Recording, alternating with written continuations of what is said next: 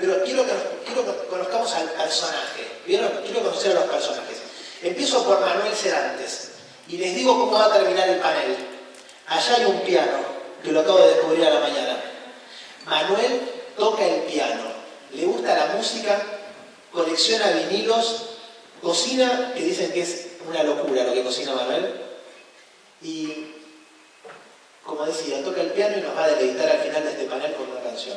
Si tuviera un mínimo, un talento mínimo, ya estaría tocando el piano. Pero, el piano está. Para el coffee break. Está ahí el piano, mirá. Está acá, lo puse para Manuel específicamente. Les aseguro que ustedes prefieren escucharme hablar de compliance antes de escucharme tocar el piano. Bien. Y eso va a ser lo único que voy a decir sobre este tema.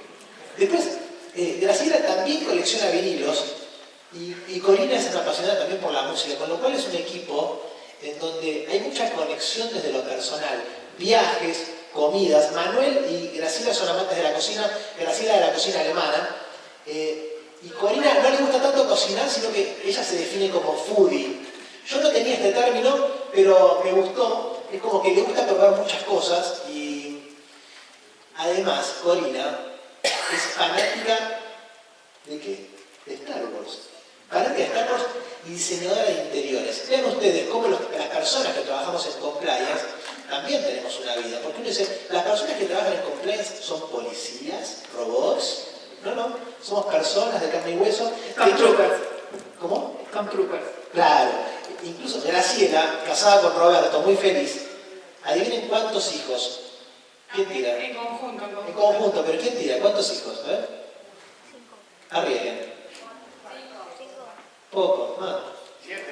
6 hijos. ¿Qué te cuentas? No, en conjunto, En conjunto. Familia ensamblada, pero 6 hijos, así que Graciela.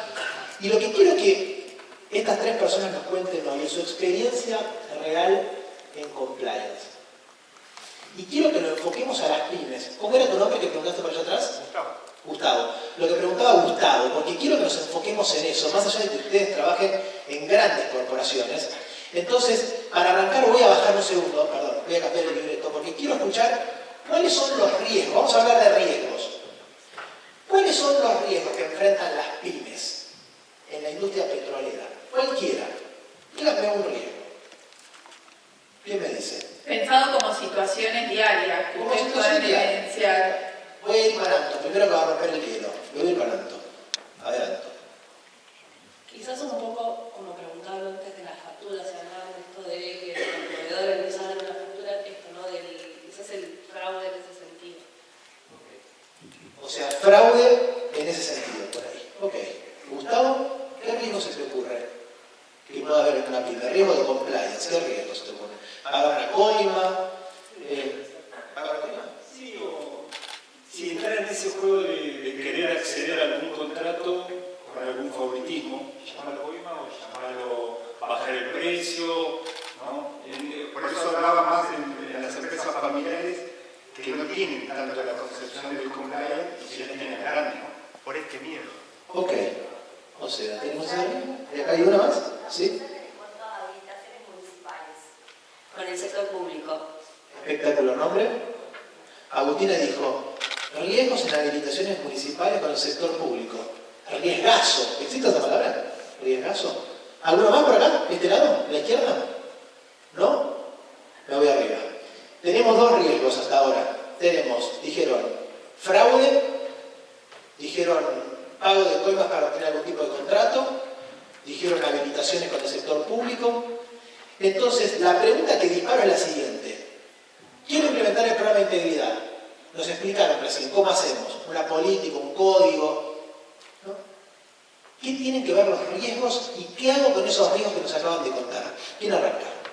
Si quieren, arranco con un breve. Digamos, si yo tuviera que arrancar este problema de cero, tratar de resolver este problema de cero, trataría primero de entender cuáles son los riesgos a los que me expongo. ¿Cómo es mi operación? ¿Qué hago yo? ¿A qué me dedico?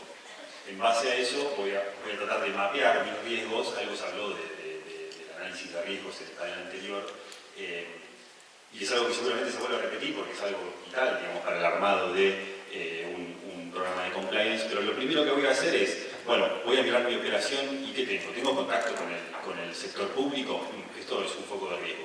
Tengo contacto con cuál es mi riesgo, la corrupción privada, y así voy a medir estos riesgos de una forma relativamente simple, que es midiendo qué tan factible es que ocurra, digamos, y qué tan grave podría llegar a ser. Voy a cruzar estas dos cosas, voy a armar una especie de mapa de calor, que es este análisis de riesgo, un mapa de riesgo de mi compañía. Eso me va a dar el puntapié para tomar las decisiones para ir a atacar ese riesgo, que es el riesgo real. ¿Para qué sirve esto? Para no desperdiciar esfuerzos en cosas que tal vez no, o en riesgos que no son reales para mi organización, porque también, como decían antes, por ahí veo que, no sé, uy, mira, Calfrac tiene un programa muy lindo de competencia, lo voy a copiar porque ellos lo trajeron de Canadá. Pero por ahí eso está pensado para una compañía que cotiza en bolsa y tiene todo un capítulo sobre, no sé, cumplir con las leyes de antimonopolio. Y yo presto servicios en Neuquén, digamos, no me aplica eso. Entonces, si no sé que mi riesgo real es la corrupción privada y el contacto con la persona de la oficina que habilita a mi negocio, nunca voy a poder tomar las herramientas para atacar ese riesgo realmente, ¿no?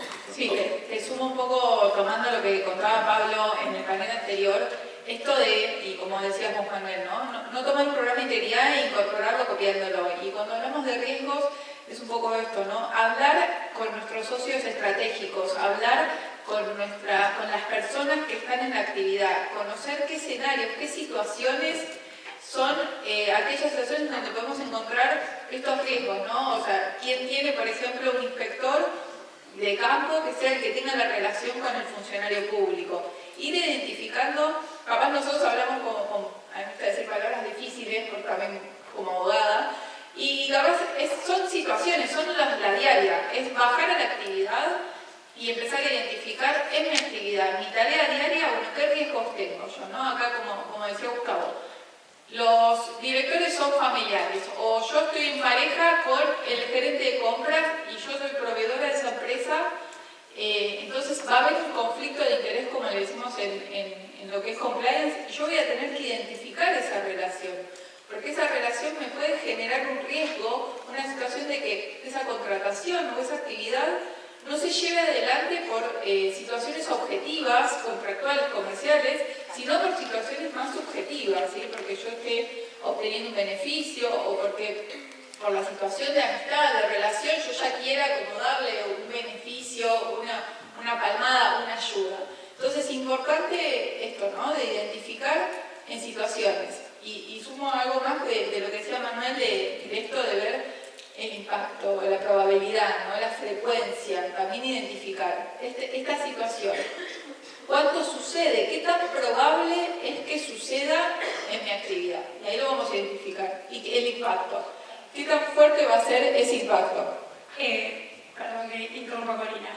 Puntualmente les comento, Texproil, que es la empresa a la que pertenezco, es una empresa que tiene aproximadamente 15 años. Nació siendo una empresa regional, a los pocos años la compra una empresa americana y después de 2 años de comprar una empresa americana la compra un grupo inversor. Entonces, con todo un poco lo que comentaba el panel anterior, adecuarnos a crear una matriz de riesgo. Yo puntualmente soy gerente de recursos humanos para Latinoamérica, entonces en la matriz de riesgo nosotros tenemos una planta de manufactura, Texproil, diseña, fabrica e instala herramientas en el pozo. Entonces tenemos toda la parte de diseño que es bastante compleja, que bueno, hay que cuidar el tema de los planos y demás, si tercerizamos algo, un poco lo que decía Corina, tenemos un departamento de calidad, tenemos un departamento de la parte de tornería, la parte de corte, podemos tomar familiares, pero si yo tomo un familiar, lo declaro, se hace todo un análisis de riesgo y ese familiar, las piezas de ese familiar no pueden estar controladas por la parte de calidad, por X personas que están en ese proceso. Es un análisis finito. Yo siempre digo lo mismo, o sea, los aviones, digamos, los accidentes aéreos no ocurren tan seguido, no porque no está en riesgo, sino porque se mide, se analiza y se implementan barreras. Entonces, la matriz de riesgo tiene que ver con esto, ¿no? Definir el riesgo, poder verlo. Básicamente es la consecuencia y la probabilidad de que eso ocurra. Y ahí ver la gravedad, ¿no? El riesgo que es real. Ok. Espectacular todo lo que me dijeron, pero quiero volver a la pyme por un momento, ¿no? decir, expliquémosle a la pyme cuál sería el primer paso, porque rápidamente dijimos, identifico el riesgo, me fijo cuáles son la probabilidad, la ocurrencia, hago la matriz, etc. Ya está, ¿no? Los controles, dijiste vos recién. Esa sería la película completa. Pero para una pyme, ¿no? Yo tengo una pyme y quiero analizar mis riesgos. ¿Cuál es el ABC para esa pyme? ¿Quién le puede dar a una pyme los primeros pasos? ¿Cómo se identifican los riesgos? ¿Cómo debieran ser? Talleres, entrevistas, cuéntenos toda la película. Yo, desde mi opinión, me parece que hay una diversidad de metodologías. También hablando de pymes, se van a ir adecuando en base a la realidad de esa empresa, de esa pequeña o mediana empresa. Obviamente que creo que las entrevistas pueden ser el primer approach, que es donde uno, charlas, para ponerlo más en criollo, de conversar con esas personas que están en la diaria, esto que decíamos, ¿no? Identificar esas situaciones en una actividad cotidiana que nosotros llevamos adelante, bueno, ir identificando y charlando, ir como descubriendo esos escenarios. Ok, entonces descubrimos con distintas técnicas esos escenarios. Y ahora vamos a la industria petrolera un segundo. En el escenario de la industria petrolera, ¿cuáles serían esos riesgos que identifican para que quienes están escuchando digan, bueno, en la industria petrolera identifican estos riesgos, en mi pyme podría identificar esos u otros? ¿Cuáles podríamos decir que son los principales riesgos, si tienen uno cada uno, en la industria petrolera? Yo arrancaría diciendo que es una industria regulada y hay mucho contacto con el sector público como un factor de riesgo. No necesariamente sea así para toda la industria y especialmente para todas las pymes, pero es algo que como las compañías grandes van a tener en mente, lo van a ver en los procesos de contratación, lo van a ver como una preocupación que las compañías trasladan a su cadena de valor consistentemente, porque puede haber ahí como una responsabilidad, digamos, extendida hacia otras compañías. Entonces yo pondría eso como primero. Ok, o sea, primer riesgo, dijimos, interacción con el sector público. ¿Por qué? Porque ustedes saben que en compliance hay una ley que mencionaba Vanessa al comienzo, que responsabiliza penalmente a las empresas por hecho de corrupción. Entonces, como la corrupción se comete entre personas privadas y públicas, ahí Manuel identifica el primer riesgo de la industria petrolera, esa interacción. Primero. Graciela. Nosotros el que vemos es el tema de proveedores. Parece que hay como una puja, ¿no? Pareciera como que hay una puja entre entrar en la empresa que, para poder ofrecerle mis servicios, y nosotros nos costó bastante tener que hablar esto de los obsequios, de proveedores para conseguir tal cosa, para que no te lo dicen expresamente, pero termina dándose una relación de amistad y demás. La verdad es que hay que trabajar bastante en eso y se termina perdiendo la evaluación de precio-calidad y demás por una cuestión de confianza. Entonces, también ese riesgo está, de que digamos, sigo usando el mismo proveedor porque ya lo conozco, porque la verdad es que me trae esto, me trae... Entonces, es un riesgo que en la industria se ve. Excelente, o sea que, además de la corrupción que decía Manuel, Graciela está hablando de la corrupción entre privados en algún punto. Que si bien la ley que nosotros tenemos en Argentina y que hablaba Vanessa no aplica a la corrupción entre privados, en muchos países sí, es un tema que los programas de compliance abarcan y nos preocupa que alguien diga, si sos proveedor, el Diego está para vos, ¿no? O si me regalás una tele, vamos, ¿no? Esas cosas, ¿no? Que cuento cosas así hipotéticas que no pasaron nunca. Entonces, segundo riesgo. Tercer riesgo.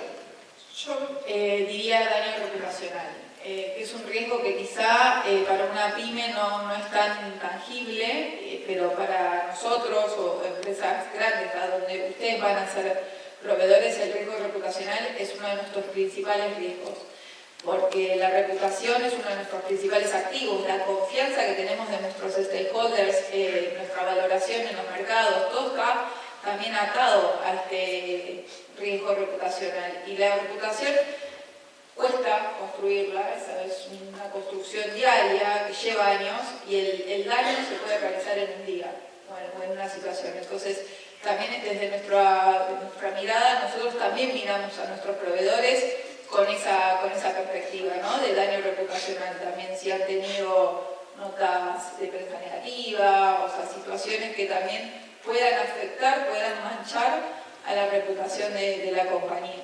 Así que me parece que es un riesgo muy importante también. Excelente. Entonces definimos riesgos. Me imagino que se les habrán ocurrido otros riesgos ahora que ellos empezaron a dar los ejemplos. Y la pregunta es, ¿tenemos tenemos esos riesgos, la pyme identifica esos riesgos, ¿qué hacemos y para qué nos sirve? ¿Qué hacemos? Mitigamos. Bueno, yo diría como primer paso, una vez que conocimos los riesgos, digamos, ya hicimos el mapa de calor, nos entrevistamos con los stakeholders. Voy a interrumpir Sí. porque quiero saber qué es un mapa de calor. Sé lo que es un mapa de Perdón, calor. ya lo dije varias veces y no lo expliqué. Pero quiero que todas las personas entiendan a qué nos referimos cuando decimos un mapa de calor. Cuando uno mide en este ejercicio, que ya dijo Corina, hay varias técnicas, pero cuando uno mide la probabilidad de ocurrencia y la gravedad de cada uno de estos riesgos, lo pone en una matriz donde más arriba es más grave y más, digamos, es un cuadro de doble entrada, ¿no? Y los lugares donde está rojo significa que ahí el riesgo es alto, porque hay alta probabilidad y alto daño causaría alto impacto. El impacto es más alto, porque hay alta probabilidad y porque causaría un daño mayor. Una vez que tengo esta idea de dónde están mis riesgos, gracias al mapa de calor que ahora ya sabemos todos qué es, entonces, bueno, voy a implementar las políticas y los procesos para evitar que mi compañía vaya a ese lugar donde la zona es más roja, digamos, donde el riesgo es más elevado. ¿Por qué? Porque el impacto es mucho más alto. Bien. Le sumo algo importante. Los riesgos ocurren, los riesgos existen, los riesgos están. O sea, eso es así. No vamos a buscar el cero riesgo porque eso es irreal. Porque si para el cero riesgo no damos actividades, nos quedamos adentro de casa y miramos la tele. Realmente tiene un riesgo. O sea, la pregunta es cuánto riesgo hay que correr. Exactamente, y como bien decía Manuel, ¿no? Esto de identificar ese riesgo, también definir qué tolerancia tengo yo como compañía a esos riesgos, o sea, cuánto me quiero arriesgar por diferentes circunstancias, y después, como decía Manuel, generar todos los mecanismos para mitigar, ¿sí?, ese resultado, para poder prevenir, mitigar que ese impacto sea tan grave como yo lo identifique. Graciela, hablabas de controles. Identificamos los riesgos, los pusimos en esa matriz o mapa de calor, los evaluamos. No tenemos recursos infinitos para atacar todos los riesgos. Entonces, alocamos nuestros recursos en los que más impacto y probabilidad tienen. Y para eso implementamos controles.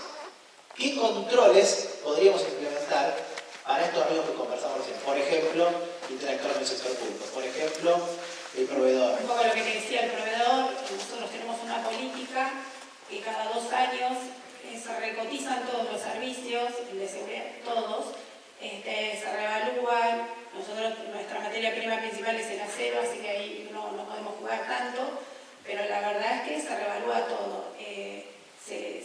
Se recapacita todos los años a la gente sobre las políticas de la empresa, de ética y de compliance. Entonces, bueno, todo el tiempo se está trabajando sobre eso y se reevalúan todos los riesgos, ¿no? Se van analizando. Sí, también es importante que cada una de las áreas de la compañía entienda y asuma este riesgo como propio.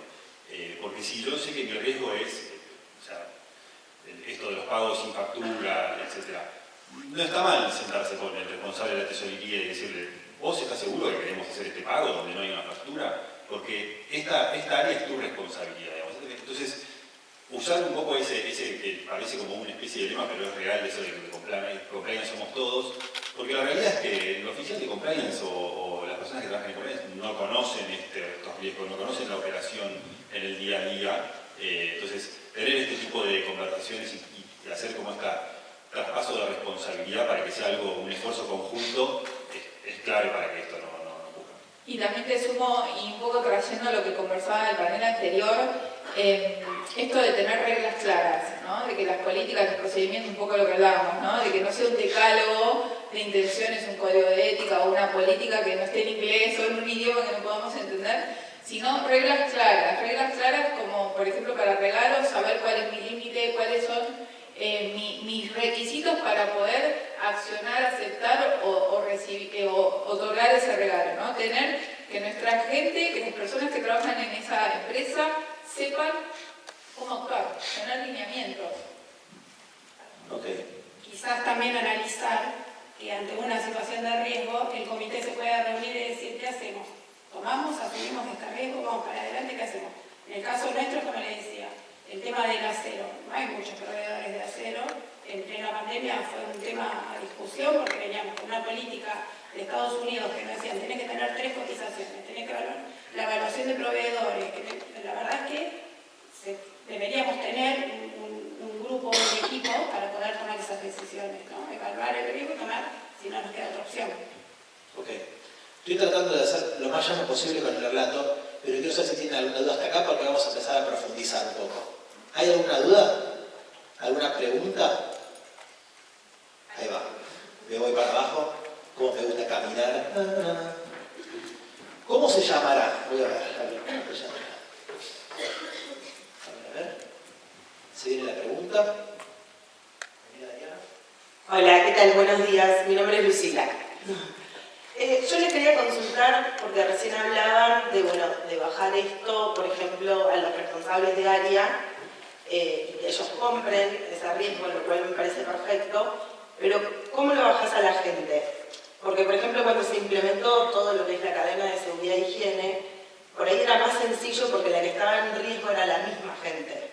Entonces, si no seguían el procedimiento, ponían en peligro su vida. Pero ¿cómo es en este caso donde el riesgo en realidad pareciera que lo tiene la compañía? Es un excelente punto porque pareciera que es un riesgo más lejano comparado con otras cosas más tangibles como la seguridad física de las personas, entonces coincido. Y ahí es donde me parece que juega un papel clave esto de la concientización, que en general se hace a través de capacitaciones para que todos los integrantes de la compañía, idealmente, empiecen a percibir y a entender por qué es importante para cada una de las funciones y no solo para la empresa en sí. De hecho, varias veces mencionamos acá esta ley, entre comillas, nueva de responsabilidad penal de las personas jurídicas, donde se cambió el paradigma y antes solo las personas podían ser responsables y ahora las empresas también pueden ser responsables por delitos asociados a la corrupción. Pero claro, lo que no cambió es que las personas también pueden ser responsables. Entonces, sigue habiendo un grado de responsabilidad sobre el funcionario que decide apartarse de los códigos de conducta, de las normas, de las reglas, etc. y hacer algo que no esté aprobado por estas o algo que sea ilegal. Y para eso es importante mandar un mensaje llano, simple, entendible, desde todos los puntos de la compañía. Y me parece que no sé si en un segundo grado de importancia o está casi tan importante como la concientización a través de capacitaciones, es esto de que el mensaje venga de arriba y que la gerencia demuestre que está comprometida con un comportamiento acorde con las políticas de la compañía y un comportamiento ético en general, digamos. Eso sería lo ideal. Cosa que todo el mundo entienda que eso no se hace no solo porque está mal o no solo porque yo corro riesgo, sino que porque además en esta compañía no está permitido o no se tolera este tipo de actitudes, este tipo de actividades. ¿Entiendes? Lucila, nosotros puntualmente entendemos que tiene que bajar de forma de cascada, entonces tomamos un escenario. El gerente capacita a sus mandos medios, los mandos medios a la gente que tiene presencia del gerente, y cada tanto, cada X cantidad de meses, esas personas dan la misma charla a sus compañeros y el resto de los gerentes, como para que sea permeable y se entienda. Y cada vez que iniciamos una charla, se inicia no solo con el momento de seguridad, sino también con el momento de ética y compliance, para resaltar esos valores que son importantes, como decía Manuel, para la compañía. Te sumo algo más también que es importante para no ser tan etéreos cuando hablamos también de programas de integridad o de estas conductas éticas, que es cómo queremos llevar adelante.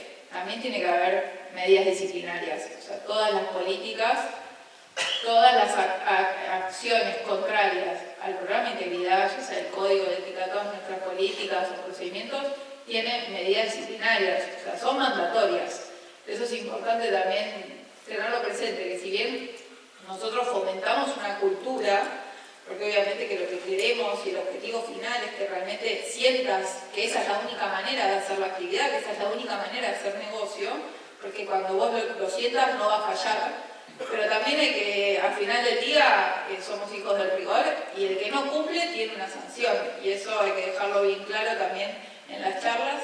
Y un poco esto de los riesgos, también, como decían acá anteriormente los chicos, traer al área subirlo, o sea, subirlo como socio. O sea, el riesgo es tuyo, yo te acompaño, vamos de la mano.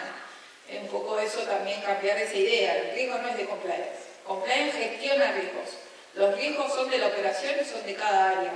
El riesgo no es mío, el riesgo es de ellos. Entonces nosotros vamos de la mano gestionando. Y agregando a lo que dice Corina, los riesgos tienen dueños, porque los procesos tienen dueños. Entonces, el dueño de este riesgo es abastecimiento, el dueño de este riesgo es finanzas.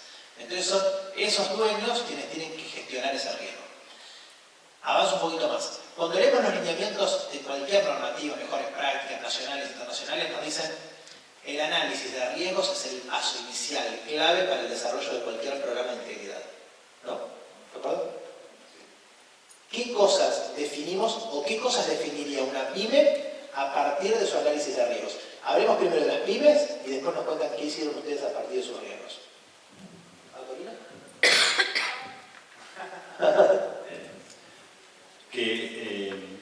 Yo no creo que sea tan diferente el cómo, sino el qué, comparando una pyme con una empresa grande, no sé, o una multinacional.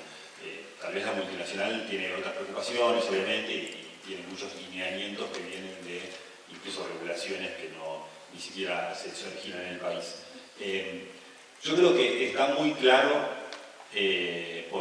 por las preguntas y por los riesgos que mismo manifiestan o mencionan las personas que están hoy acá, cuáles son los riesgos de las pymes de la industria petrolera, digamos. Entonces, ahí es donde tiene que ajustarse cada uno a su operación, pero teniendo en cuenta todo lo que ya hablamos, digamos, desde el mapeo de riesgos hasta la permeabilidad del mensaje, hasta ser responsables a cada una de las áreas para implementar los procesos y llevar esto a la práctica a todas las esferas de la operación. Y cuando digo todas las esferas de la operación me refiero a realmente todas las esferas de la acción, desde recursos humanos, acá te digo a queréis a vos porque vos sos la responsable de recursos humanos, hasta, por ejemplo, ¿cómo voy a definir mis incentivos de venta? Yo sé que la corrupción privada es un riesgo muy real dentro de mi empresa, entonces, perdón por el lenguaje vulgar, si le pongo una pistola en la cabeza a todos mis vendedores para que vayan a conseguir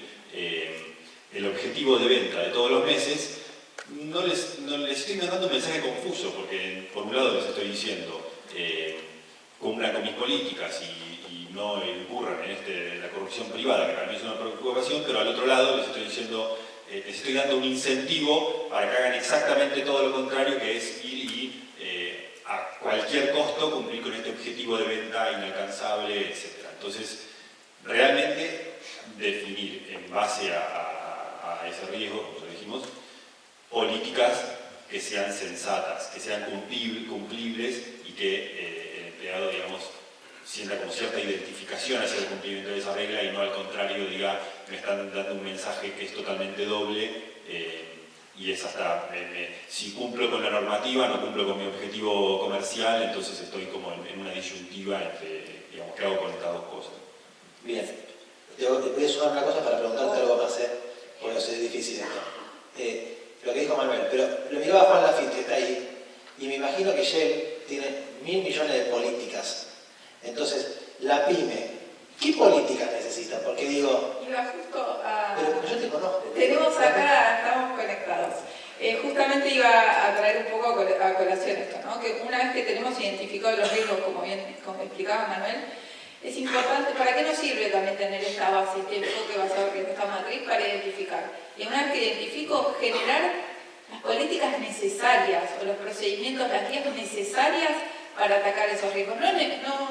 No queremos o no es efectivo tener un manual gigantesco de cómo accionar si después yo no lo voy a poder aplicar. A ver, lo importante es que el programa de integridad, las políticas, los procedimientos, el código sea aplicable, sea entendible, ¿sí? Sea una expresión de la realidad de mi negocio, de mi compañía. Mismo la norma local, en realidad la ley 27401 no establece como obligatorio X cantidad de políticas. Los 3 requisitos obligatorios de la norma para un programa de integridad son capacitaciones, código de conducta y tener políticas o procedimientos para la interacción con el sector público, porque como decíamos, la norma lo que va a estar mirando es eso. Después vamos a tener un montón de requisitos deseables, que son estos, que vamos a ir incorporando en base al tamaño de nuestra organización. Obviamente que el programa de integridad de nuestras compañías, no sé, YPF es una compañía de 20.000 personas. No va a ser lo mismo que una pyme que tiene 100, porque claramente es impracticable llevar adelante ese volumen o esa cantidad de elementos que puede tener un programa de integridad de otro. Y al final de cuentas termina siendo no efectivo. Lo que queremos en un programa de integridad es la efectividad, o sea, que ese programa funcione. Eso es lo que va a mirar el regulador, es lo que vamos a mirar nosotros cuando evaluemos un proveedor. Que eso funcione. A nosotros no nos sirve tener 20 políticas y que después pasa la realidad y no se registra nada, no hay un proceso, no hay facturas, no hay nada. Es un poco lo que decía Manuel, ¿no? Esto de que si yo tengo un montón de políticas, pero después le pongo una pistola o acepto regalos de un proveedor para beneficiarlo, no me sirve de nada. Hay una pregunta. ¿Tengo que bajar? Bien, no voy a bajar. Recién comentaba el decálogo de manual de procedimiento y todo eso. Yo lo veo como 3 puntos básicos. ¿Sí? ¿Cómo mitigo una amenaza? ¿Cómo llevo a una empresa grande? ¿Cómo peleo con el ámbito público? Lo mío es la construcción. Sobre la arquitectura, presentación de plano, que es el gestor, que es el municipio, que si no, cosas que nunca pasan, que si no dejas el sobre, que si no tarjeta, que es el inspector, que es el sindicato, que para poder ingresar a la industria del petróleo como proveedor de servicios de obras civiles, te cae algún petrolero por algún lado o por el otro. O sea, yo creo que, si lo decía a los chicos del grupo anterior, ¿no? A veces estaría bueno que ustedes como grandes empresas bajen algo básico que puedan ayudar a la pyme. No hay mal con los datos, pero creo que las pymes en el país son más del 80% y el resto son empresas grandes. Entonces, si ustedes no nos ayudan a nosotros en un mercado, poder proveerlos, ¿en qué termina? Mitigo amenazas. Y bueno, yo tengo que estar cubierto porque me aprieta el sindicato, porque el inspector me quiere coimear con X cantidad de porque vos vas a trabajar para América, Machel, a IPF, a Aerolíneas Argentinas, a otros. Es algo que nos pasa en todos los ámbitos. Entonces, tal vez esa es la línea que nosotros como pymes necesitamos, que nos den una mano con cuestiones básicas. Lo más simple, nos piden un presupuesto y nos dicen, necesitamos este trabajo. Pero ustedes como empresa tienen un montón de condicionamientos que uno como pyme, al no saber el rubro, quiere entrar, no los conoce. Me gusta la reflexión. ¿Tu nombre? Roberto. Me gusta la reflexión de Roberto. No sos el marido. No, está bien, listo, me quedo tranquilo, yo está bien. Y estaba planeado esto. No. Roberto, contarte algunas iniciativas por lo menos que nosotros hacemos, porque como bien decís, nosotros tenemos como empresas grandes la responsabilidad también de ayudar a nuestra cadena de valor. ¿Por qué? Porque a mí me interesa que mi cadena de valor cumpla con todo esto. Porque de nuevo, y perdón si soy repetitiva, pero es importante, ese pyme que hace una acción en un contrato conmigo me da responsabilidad mía. O sea, todo lo que haga esa pequeña empresa, ese proveedor, me puede generar una responsabilidad mía. Entonces, para mí la cadena de valor es fundamental.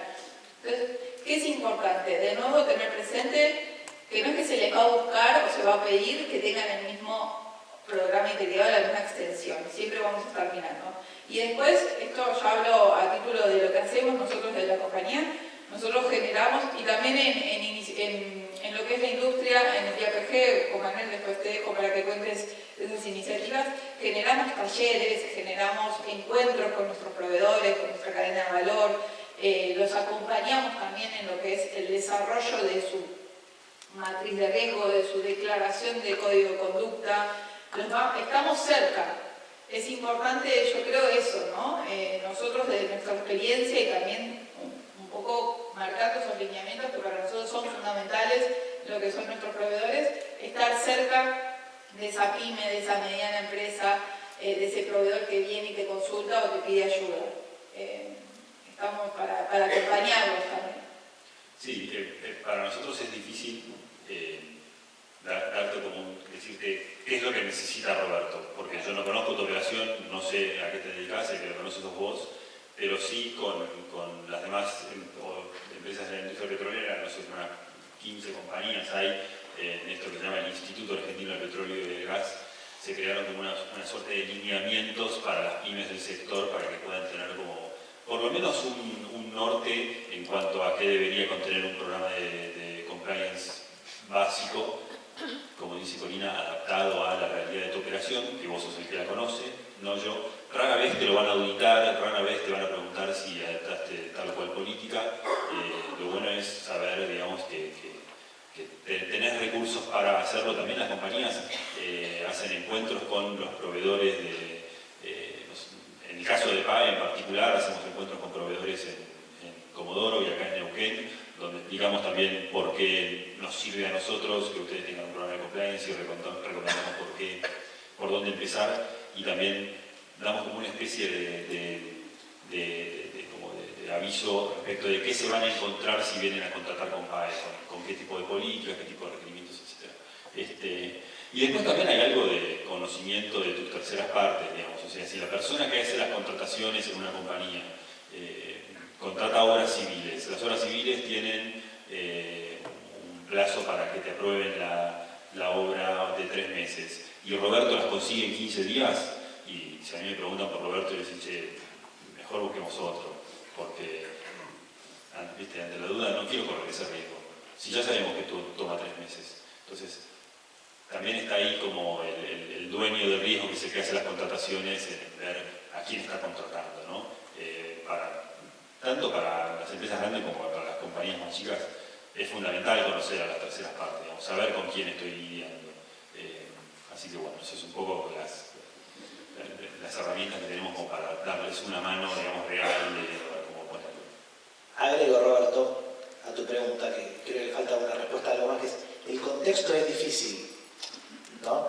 El contexto es difícil, la cultura es difícil, pero también es cierto, lo decía Laura al comienzo, que hace 12 años nadie hablaba de compliance en Argentina. Hace 12 años nadie tiene un programa de integridad, la asociación no la conocía nadie, Fundación Potencial no organizaba congresos sobre ética y compliance. Entonces, es gradual, porque en compliance todo es gradual, porque la cultura de las organizaciones tiene que estar preparada para recibirlo. Tu organización, tu pyme, aunque te lleve el mejor programa de compliance, el más top de la historia, no lo va a rechazar, porque no está preparada para recibirlo. Entonces, lo que hacemos las personas que trabajamos en compliance es fomentar un cambio cultural progresivo, gradual, que nos vaya ayudando a adaptarnos a la realidad. ¿Lo vemos difícil? Claro que es difícil, pero eso es lo interesante de este desafío. Y cierro con Graciela para preguntarle los incentivos, porque en definitiva todo tiene que ver con incentivos para que las personas modifiquen su conducta, asociado a lo que decía Corina de las sanciones, o de lo que decía Manuel de pongo el mejor objetivo de ventas. Entonces, Graciela, desde Recursos Humanos, ¿cómo trabajamos los incentivos? Nosotros, por nuestra parte de Texproy, lo que hacemos, motivamos a la gente a evaluar riesgos y a que nos denuncien, nos declaren, mejor dicho, mediante QR, yo veo este riesgo. Aunque sea real o no, aunque sea bajo o no, nosotros la verdad es que eso lo premiamos y nos interesa que la gente esté todo el tiempo con ese chip en la cabeza, analizando y demás. Hemos tenido la pregunta, la típica de la parte de Recursos Humanos, ¿qué pasa si mi jefe esto? ¿Qué pasa si mando al frente a mi jefe? Entonces, también hemos tenido ese tipo de charlas y demás para que la gente, transmitirle tranquilidad, que ese es el camino, ¿no? Y que premiamos el análisis de un riesgo y decir, che, yo veo acá esto, fíjate, no sé quién fue que lo comentó del grupo anterior, le falta, no sé, X metros de acero en materia prima, veo que salió un camión y veo que no tenía remito, veo que, entonces todas esas cosas nosotros las vemos y las premiamos. Y la gente lo está esperando, lo espera. Ok. Y Corina, en este minuto que nos queda, va a ser un cierre. Sí, incentivo para pyme, el negocio. ¿Por qué tener un programa de integridad? ¿Por qué llevar adelante esto? El negocio, conseguir mejores negocios, conseguir mejores contratos, estar arriba en las licitaciones. Estamos en un negocio, o sea, es una actividad comercial, así que incentivo el negocio. O sea que compliance, un programa de compliance que nos contaba Laura Arabia al comienzo, además de ayudarnos a mejorar la cultura de la organización y que la gente la pase bien cuando va a trabajar, también nos permite tener mayores negocios transparentes a largo plazo. Muchas gracias a este panel.